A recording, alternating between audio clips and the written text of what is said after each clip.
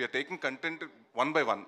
So Rajesh గారు ఒక్క నిమిషం. రాజేష్ గారు, యాక్చువల్గా మీరు గ్లిమ్స్లో భగవద్గీతకు సంబంధించిన ఒక డైలాగ్ ఏదో పెట్టారు. అయితే మీకు చాలా బెదిరింపులు వచ్చినాయని, ఆ డైలాగ్ తీస్తేనే కానీ సినిమా రిలీజ్ అవనేమని హిందూ సంఘాల నుంచి వీటి నుంచి బెదిరింపులు వచ్చినాయని అవి అన్నారు కదా. మరి ఆ ఇష్యూ షార్ట్ అయిందా, లేకపోతే ఏంటి, ఎలా జరిగింది? నేను చెప్తాను సార్. అది ఎవరైతే కమెంట్ చేశారో, ఎవరైతే అదంతా బ్యాడ్ వర్డ్స్ వాడారు సార్, చాలా దారుణంగా వాడారు. ట్విట్టర్లో కావచ్చు, కామెంట్స్లో కూడా చాలా దారుణంగా మాట్లాడారు.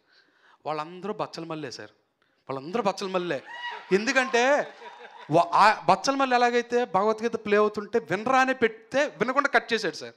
నేను ఒక మంచి పాయింట్ చెప్పడం కోసమే నేను పెట్టా, అది ఉంది తర్వాత అన్నది అది కూడా వినకుండా ఇప్పుడే కట్ చేశారు సార్ వాళ్ళు కూడా.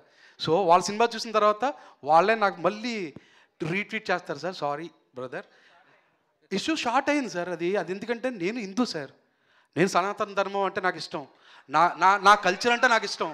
నేను పవన్ కళ్యాణ్ గారికి పెద్ద ఫ్యాన్ సార్. ఆయనే సనాతన ధర్మం గురించి అంత గొప్పగా చెప్తున్నప్పుడు నేను ఆయన ఫ్యాన్ సార్. ఆయన ఎంత నేను ఆయనే దేవుడు అనుకుంటా నేను. సో ఆయన చెప్తున్నప్పుడు నేను విన్నా సార్. నేను హిందూ సార్, నేను ఆయన సార్ మూర్తి గారు అంటూ అన్నవరం టెంపుల్లో నేను ఇష్టమైగా సార్ పెట్టుకుంటాను. నేను తిరుపతి వెళ్ళాను సార్, తిరుపతి వెళ్ళి దర్శనం చేసుకుంటా. నేను పక్కా హిందూ సార్, వాళ్ళు కాదు నన్ను ఆ కమెంట్ చేసిన వాళ్ళు. ఎందుకంటే నేను చాలా రెస్పెక్ట్ ఇస్తాను సార్ నా ధర్మానికి, నా దేవుళ్ళకి, నా విధానాలకి, నా పద్ధతులకు నేను రెస్పెక్ట్ ఇస్తాను sir. I am proud to say I'm Hindu sir.